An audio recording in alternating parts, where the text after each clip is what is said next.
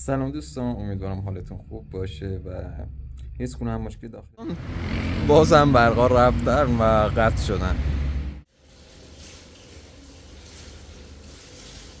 سیاهی هم تماس که 10 تا 12 تا تانیر داریم. آها اون چیزی که مردم روستا ازش آب برمی داشتن چشمه نبود.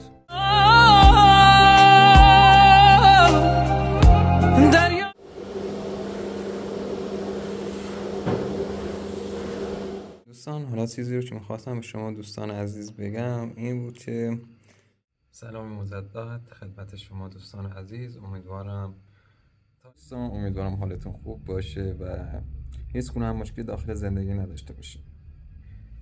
متاسفانه باخبر شدم در منطقه سردشت با وجود این که آبشار آتشگاه و رودخانه خرسان در 20 کیلومتری اون قرار داده با کمبود آب مواجه شده و به خاطر همین تعدادی از اهالی روستا برای آب درگیر شدن و متاسفانه چند نفری هم زخمی شدن. برای همین امروز هم جلسه‌ای بین ریشسفیدان و بزرگان منطقه با مسئولین منطقه مثل بخشدار، شهردار و سایر کارکنان انجام دادن که متاسفانه بازم به نتیجه نرسیدن و همچنان دارن با استفاده از ماشین‌های سنگین برای اهالی روستا آب میبرن که واقعا جای تأسف داره که به قول معروف ضرب المثلی هم ما داریم، میگن آب در کوزه است و ما گرد جهان میچرخه. واقعا نمیدونم چی بگم. این که 20 کیلومتر با طولانی ترین آبشار جهان، آبشار ایران فاصله داشته باشی و همچنان با کمبود آب مواجه بشی و از نبود آب رنج ببری. امیدوارم که این مشکل هم به زودی حل بشه و در ادامه با مشکلات کمبود آبی در این منطقه و فیلم هایی از نحوه آب بردن خدمت شما دوستان عزیز نمایش داده میشه و میخوام در مورد استان سیستان و بلوچستان که یکی از استانهای جنوبی ایران هست باهاتون صحبت کنم. ولی قبلش برم بیرون و ماشین رو کارواش کنم، تعمیر کنم و امیدوارم که حداقل تا چند ماه دیگه نیازی به تعمیر نداشته باشه. دوستتون دارم و امیدوارم تا پایان ویدیو با من همراه باشید. بازم برقا رفتن و قطع شدن و اینم اداره برقی که خودش هم برقی نداره. جالب واقعا. و این که ماشین هم گذاشتم داخل تعمیرگاه و نخواستم شما دیگه بیشتر از این اعصابتون خورد بشه و خرابی ماشین رو ببینید. این هم که قبلا گفتم مسجد زامه هستش.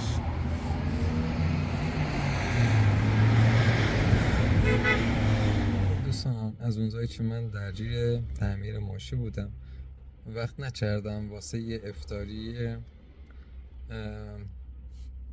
چیزی غذایی درست کنم، به خاطر همین اومدم داخل یکی از رستوران هایی که غذای بسیار محبوب و پرطرفدار ایرانی رو پخت و پز میکنه.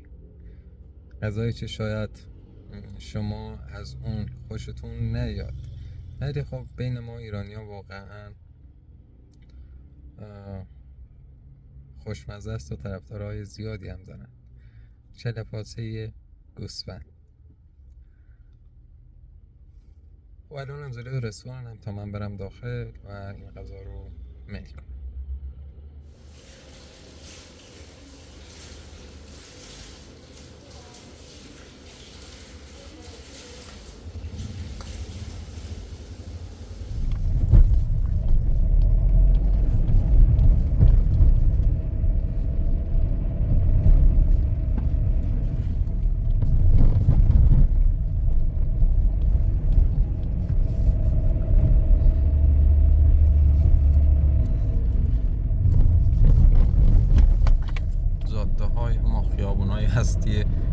شهر رو میبینید که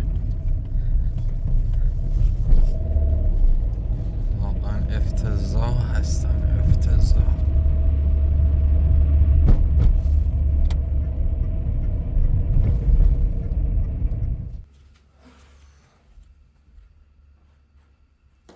دوستان هنوز تلویزیون رو من نصب نکردم، چون حالا کسی که مسئول این کار بوده رفته مسافرت و تا اون نیاد من نمیتونم تلویزیون رو نصب کنم، چون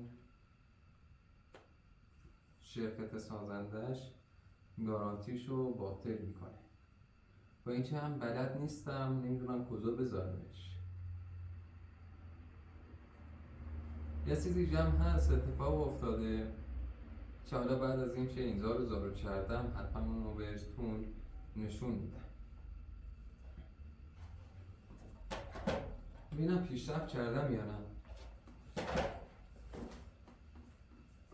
چرا اینجوریه؟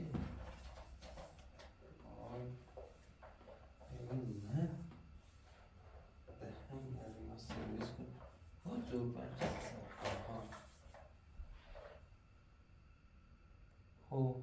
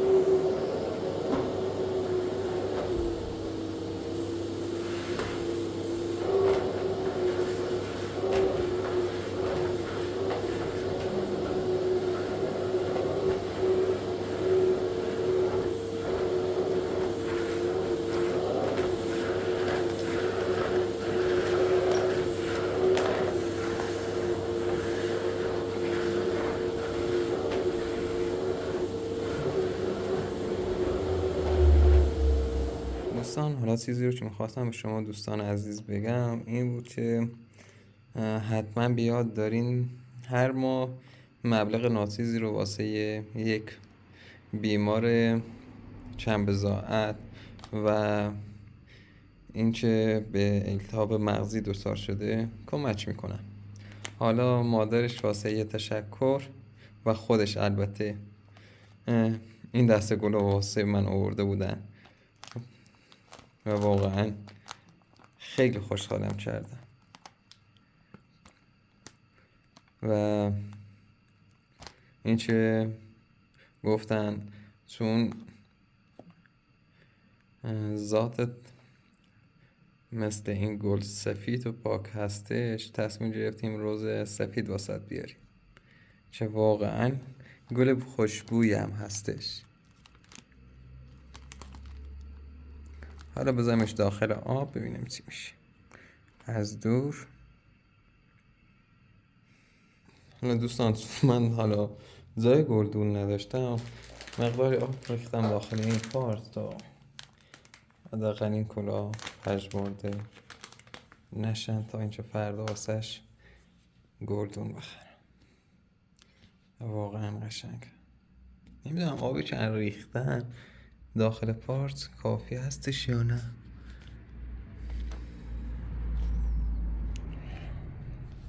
قشنگ.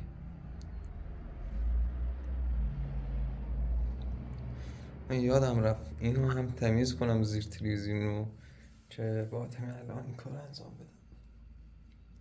خب دوستان چند تا کلیپ آماده کردم از مشکلات مردم برای تهیه آب و کمک رسانی از طریق ماشین های سیار که بتونن کمبود آب رو جبران کنن با این روش.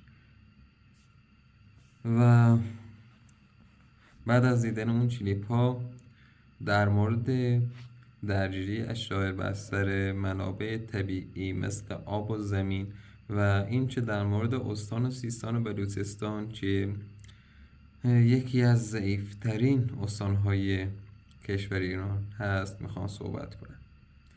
خوشحال میشم که ویدیو رو لایک و به اشتراک بذارید.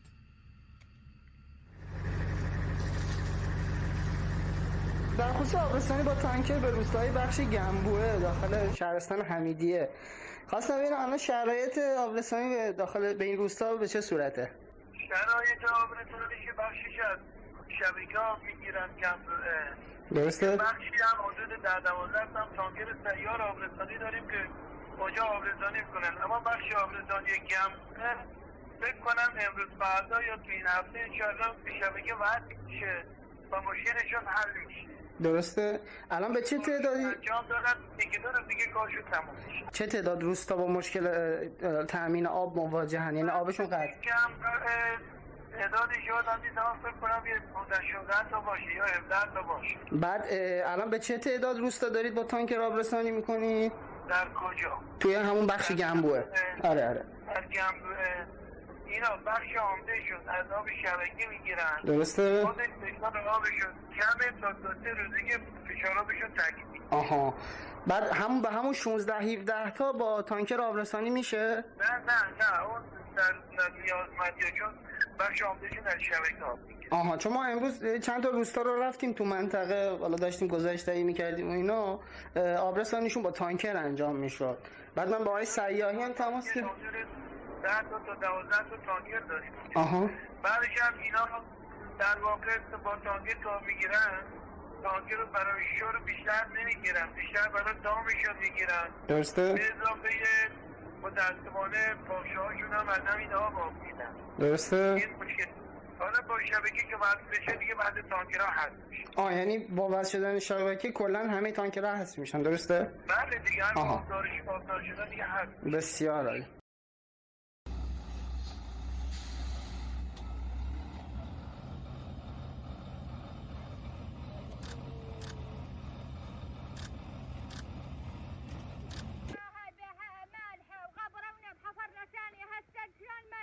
الواحد التغذية مالحة بالحوش بالثانية وهاي خربناها قبرة بعد.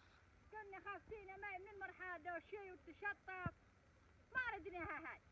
نام حفرنا بالحوش 20 مليون ومالحة ب20 مليون بس اليوم خذاها 20 مليون وماكو مال بالغرعان هسايل المية اللي يبتوها إنه حتى ما نغسل هدومنا لو هاي نخليها عودة للحلال عصرية يموت هي تراكم. ايوه شو تسوي؟ عاملين الضيم والواحد هم لدى عيشتنا لدى الحلاينا من نعوف نروح للسوق لما نشتغل ما نروح. هسه شوفها خربناها بعد.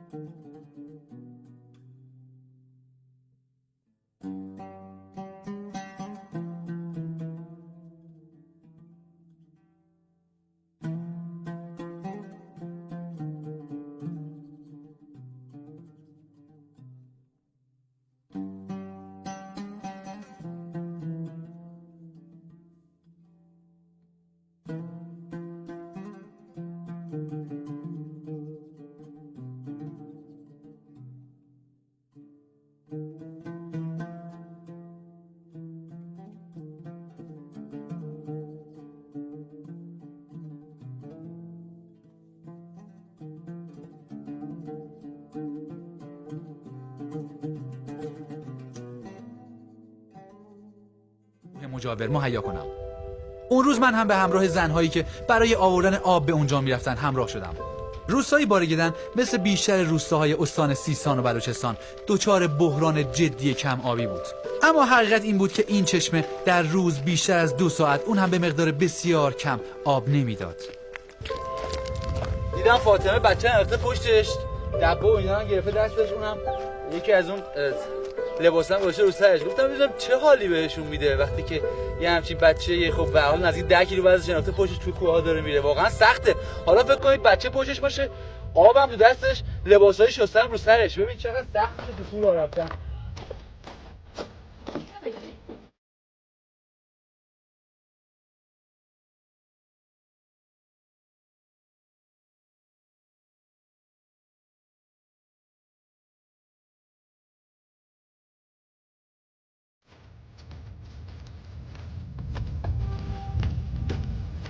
بالاخره بعد از یه پیمایش طولانی رسیدیم به چشمه‌ای که گفتن معمولا آب میارن برای این جستجو.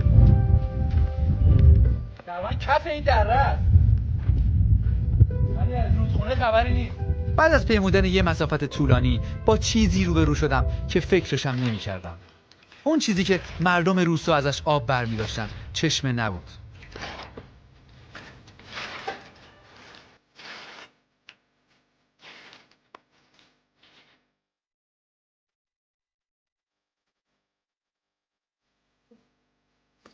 مریم همیشه از همین آب استفاده می‌کنید یا جای دیگه هم آب داره؟ بله. کجا؟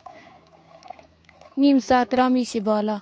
نیم ساعت بالاتر، نیم ساعت بله. دیرتر، یعنی این تقریبا نزدیک 1 ساعت و نیم بعد راه برید تا به اون یکی چشمه برسید. بله. چه زمانی اینجا آب نداره کف دره؟ موقعی که باران نمیبارد الان باد بیامده اینجا نمیشه. الان یه شب یه بارون خیلی مختصری اومد و همین باعث شد که آبی که اینجا توی کف دره بود بالا بزنه، از اینجا بتونن آب بیارن. مثلا هولوش 40 دقیقه راه اومدیم تا به اینجا رسیدیم. اما اگه بارون نزنه که معمولا هم بارون نمیزنه و معمولا هم اینجا آب نداره تو این چالهه، تقریبا 1 ساعت و نیم باید برن از روستا تا به جایی برسن که آب داره، دوباره آب بردارن بخورن. شما از این آب میخورید؟ بله. بعد این آب آخه بهداشتی نیست. چیکار کنیم آب نداره؟ آب نداره. آره دیگه، وقتی که آب نباشه آدم مجبور از همین آب استفاده بکنه. خب اینجا آخه وسط چیزه، وسط دره است، حیوونا میان از این آب مگه نه؟ بله. خب امکان داره مریض هم بشید، ولی خب چاره ای ندارید وقتی که آب نیست. به قول خودت دور بیرون تموم شد، پر شد، بذارم مال خودم پر بکنم اینا.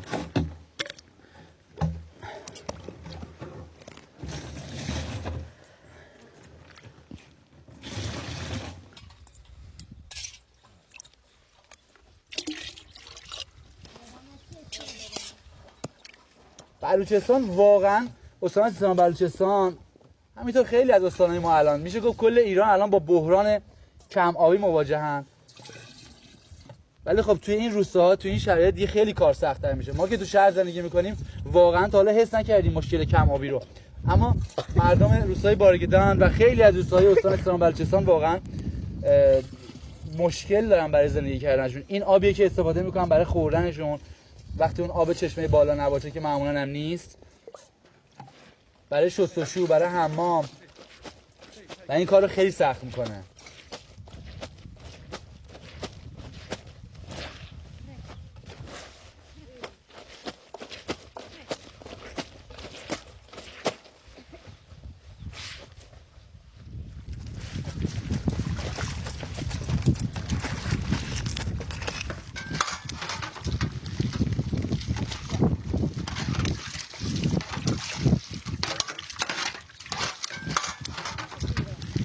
میگی دو بیبی؟ دوره بگه جواد صبر کن، من اینو برمیدارم، شما اونو. این خیلی سنگینه، منش شما اینو برمیدارم. بیاری؟ نه خودم میارم بابا، این خیلی بزرگه، اونا هم سنگینه.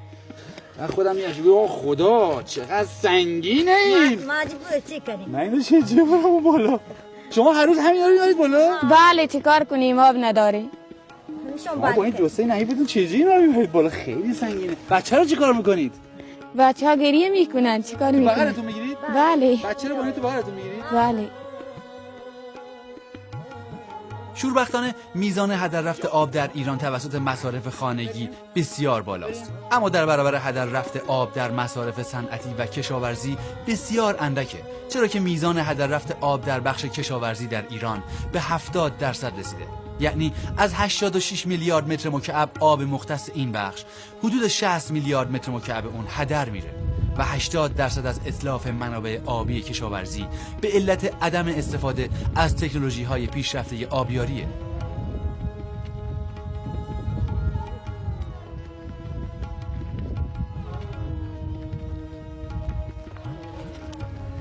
اینجا آب از طلا و ارزش‌تره.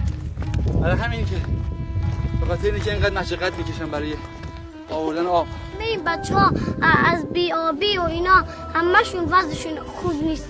واسه همه مردم میگم، نه واسه خودم میگم، به خاطر که همه مردم دوست دارم. اینجا از بی آبی ما موندیم، چیکار کنیم؟ من تا اون دوتا هستم، شما هیچ کدومتون نمیدونید یادی کمک کنید. دلم واسه اونا میره.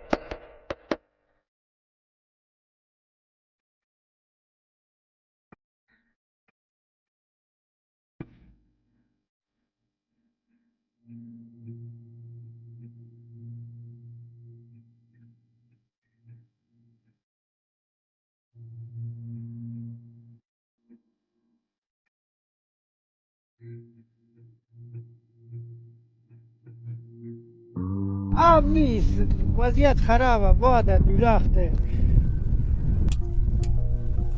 کوچک بزرگ، زن و مرد همهشون فقط پرغم به دست شدن.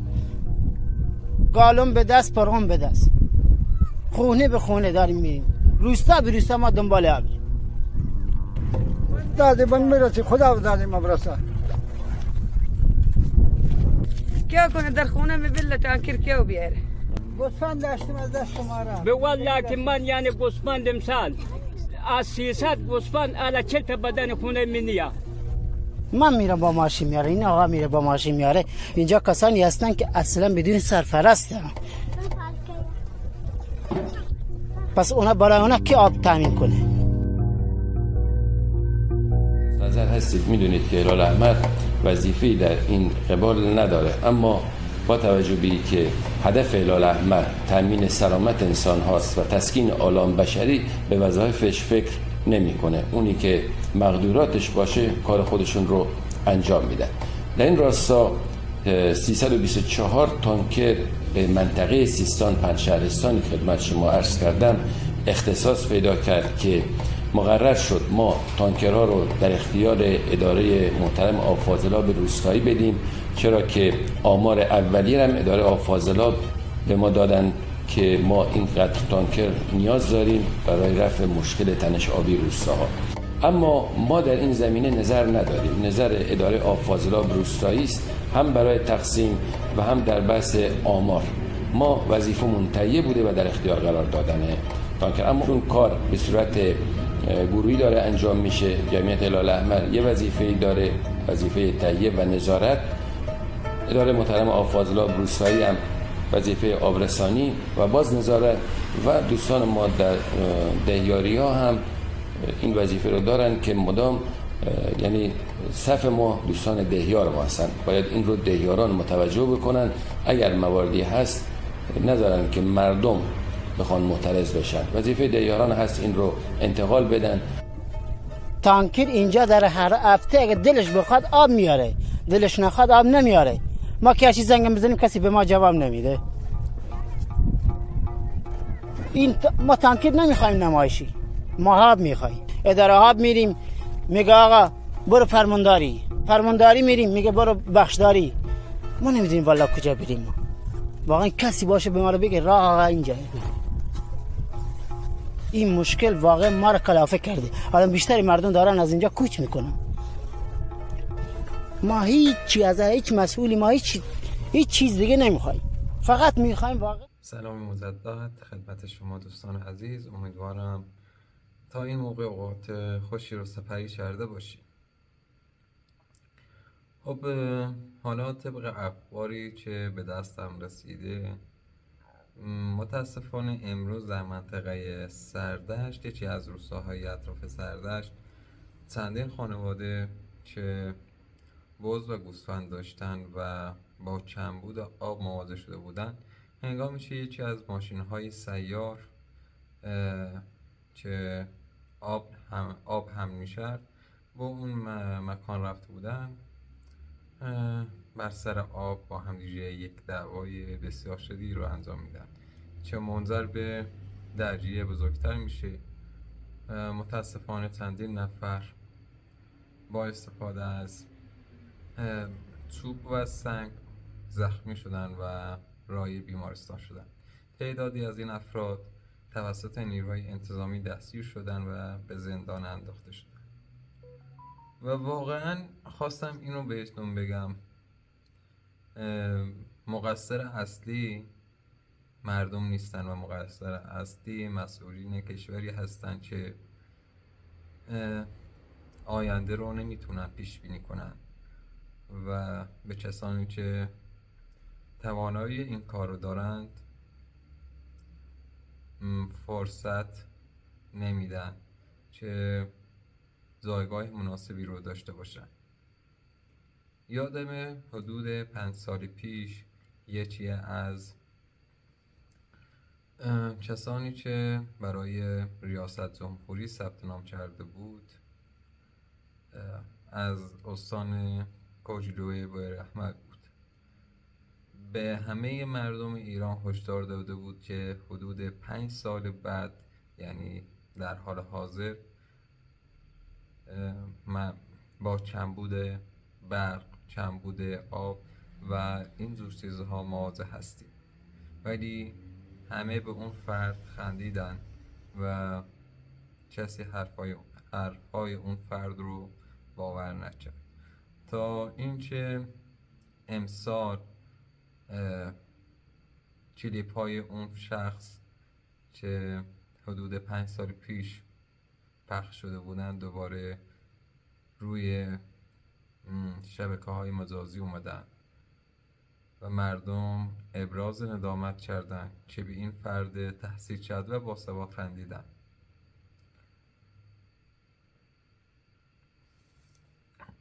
ولی خب همونطور که در ویدیوهای قبلی دیدید، یکی از بزرگترین آبشارهای مینیاتوری جهان در شهرستان لردگان حدود 20 کیلومتری منطقه سردشت قرار داره و میتونن با استفاده از لوله کشی این آب رو به منطقه سردشت بیارن. ولی متاسفانه مسئولین استان چهارمحال و بختیاری واقعا بیکفایت هستند، چه اون مسئول کوچیک و چه اون مسئول که استاندارد هستش. همه اینها به نظر شخص خودم وظیفه نمایندگان و مسئولین استان اصفهان هست. استان اصفهان یکی از استانهای صنعتی داخل ایران هست که چندین شرکت بسیار بزرگ، کارخانه بسیار بزرگ در ایران، در همین شهر اصفهان مشغول به فعالیت هستند. اصفهان یک استان بیابانی هستش و آبهایی که به اصفهان میرن از طریق استان تارمال و بختیاری هستش.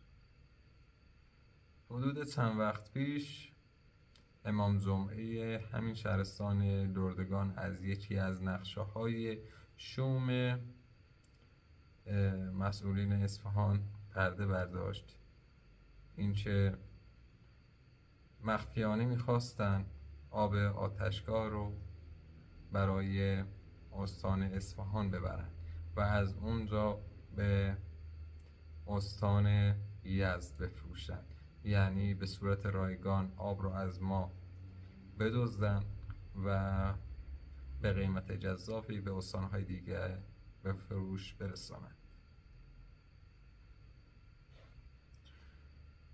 واقعا دوران سختی رو داریم میگذرونیم و فکر میکنم، حس میکنم در دوران بدون برق و گاز و اینترنت هستیم. خب برسیم به علل اصلی اشایع برای درگیری ها. دلایل اصلی نزاع‌های اشاعری بستر منابع طبیعی. اولین مورد کمبود منابع آب هستش. در بسیاری از مناطق اشاعری چشمه‌ها، رودخانه‌ها و قنات‌ها تنها منابع تأمین آب هستند. کاهش بارندگی و خشکسالی باعث کمبود آب شده و اشاعره برای استفاده از آن دچار اختلاف می‌شوند. برخی قبایل ممکن است برای کنترل منابع آب با هم درگیر شوند.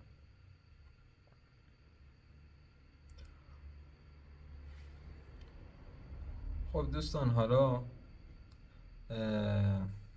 چندین راهکار یادم رفته بود اینو بهتون بگم. چندین راهکار در جلسه امروز پیشنهاد داده شده که اونها رو به ترتیب واسه شما عزیزان میخونم.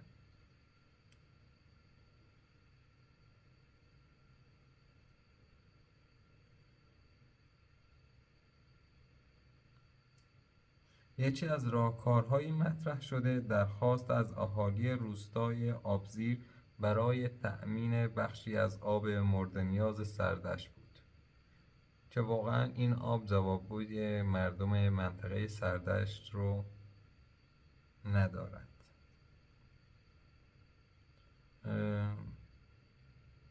اما مردم آبزیر تأکید کردند که خود نیز با بحران کم آبی مواجه هستند و امکان تخصیص آب اضافی را ندارند. دیگه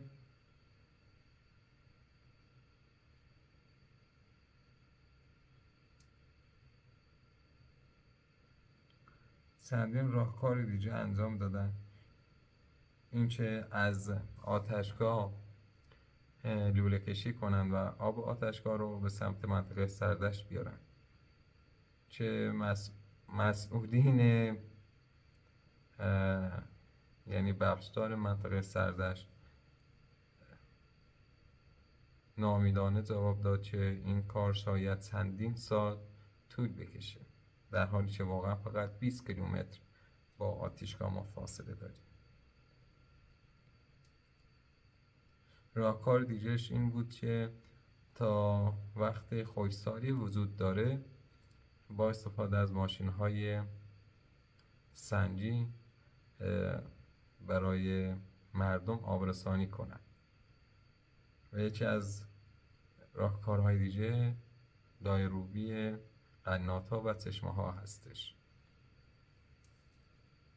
آبی که این ماشین ها برای مردم میبرند تصفیه نشده هستش و انواع باکتری ها و بیماری ها داخل این آب وجود داره و علت کلیه درد اکثر مردم داخل منطقه اشایر به خاطر همین وجود آب هستش، چه بدون تصفیه کردن و خورد ما مردم میدن. وقتی من بچه بودم یادمه مثل همین کلیپ هایی که دیدین قمقمه به دست می گرفتم و از این خونه به اون خونه دنبال آب می گشتیم. یعنی از اون زمان تا الان مسئولین کشور، مسئولین استان نتونستن یک راهکار دائمی پیدا کنن.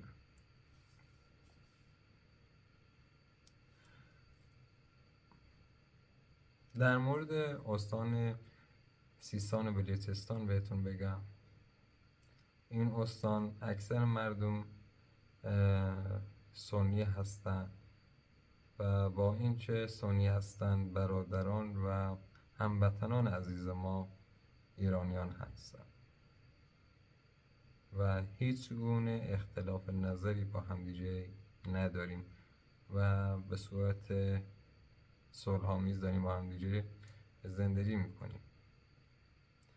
ولی متاسفانه مسئولین کشور کم لطفی کردن به نسبت به این استان و وقتی من کلیپ هایی از این استان ها رو میبینم واقعا قلبم به درد میاد. بچه هایی رو میبینم که حدود 4 ساله یا 5 ساله هستن و دنبال آب میگردن، دنبال یک لقمه غذا هستن، کفش های پاره دارن، لباس های پاره دارن.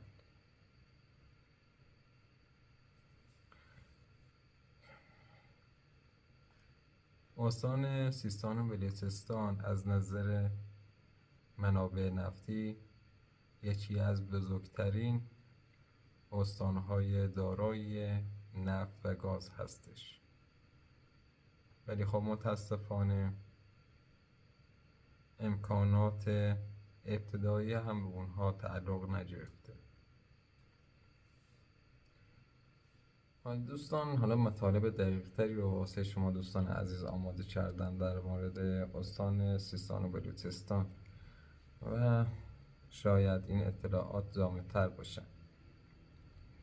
استان سیستان و بلوچستان یکی از استان‌های پهناور و کمتر توسعه یافته ایران هست که در جنوب شرقی کشور واقع شده است. این استان با کشور پاکستان و افغانستان هم مرز است و به دریای عمان نیز راه دارد.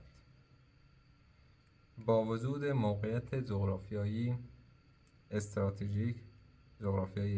استراتژیک این منطقه با چالش‌های متعددی روبرو استش. در مورد قومیت و زبانشون صحبت کنیم. بیشتر مردم این استان از قوم بلوچ و سیستانی هستند. زبان اصلی مردم بلوچی و فارسی سیستانی هست. اکثر مردم استان مسلمان سنی مذهب هستند، اما شیعیان نیز حضور دارند.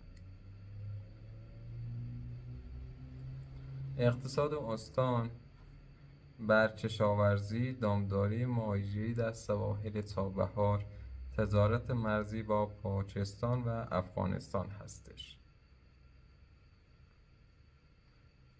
و این چه بندر چابهار یکی از مهمترین بنادر ایران هست و میتواند یک مرکز تجاری بین المللی شود.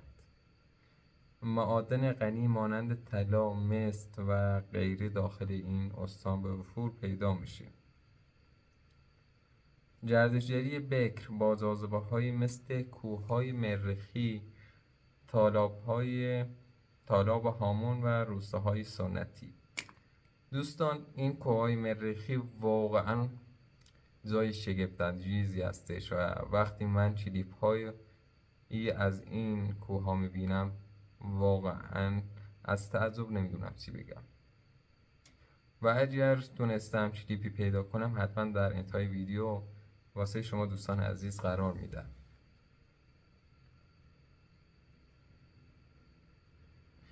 مشکلات و چالش‌های استان: فقر و بیکاری گسترده. سیستان و بلوچستان فقیرترین استان ایران است. به دلیل کمبود صنعت و فرصت‌های شغلی بسیاری از جوانان بیکار هستند. قاچاق سوخت و کالا به دلیل نبود شغل به یک راه درآمد برای برخی مردم تبدیل شده است که متاسفانه در این راه هم تعداد زیادی از اونها کشته میشن. کمبود آب و خشکسالی. دریاچه هامون که زمانی یکی از بزرگترین دریاچه‌های ایران بود اکنون تقریبا خشک شده است که باز هم مسئولین کشور باعث خشک شدن دریاچه ارومیه و دریاچه هامون شدند. رودخانه هیرمند که از افغانستان به این منطقه می آید به دلیل سیاست‌های آبی افغانستان کم آب شده است. کشاورزی سنتی در این منطقه به دلیل خشکسالی در حال نابودی است. یه چیزی رو دوستان بهتون بگم، وضعیت آموزشی در این منطقه، در این استان واقعا وحشتناک و ترسناک هستش و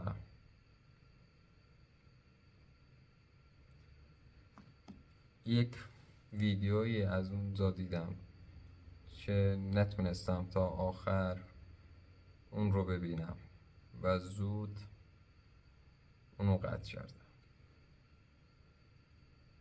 اگر شما میتونید با این سین صحنه‌های روبرو شید، میتونید داخل اینترنت سرچ بزنید استان سیستان و بلوچستان وضعیت آموزشی شو.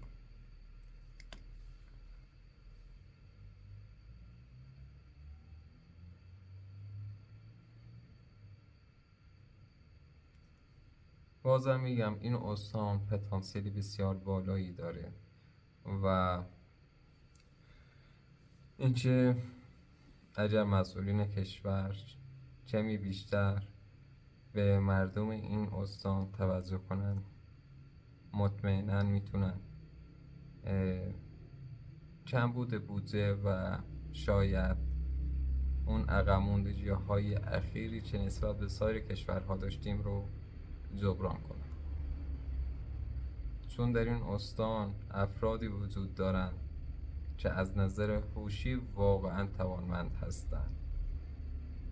موقعی که من در دانشگاه بوشهر بودم رفیقی داشتم از استان سیستان و بلوچستان به نام علی رحیمی. با اینکه در یک روستای دورافتاده زندگی می‌کرد، در صنعت رباتیک واقعا ماهر بود. ولی متاسفانه الان به خرید و فروش مواد مخدر روی آورده و کماکان باهاش در ارتباط هستم و هر چقدر من چه اون رو نصیحت میکنم به من گوش نمیده و میگه مجبور هستم، چون در این استان کاری وجود نداره. خب دوستان، امیدوارم هر کجای جهان هستید یک زندگی شاد، موفق، پیروز و پربرکتی داشته باشید. دوستتون دارم و خدا نگهدار.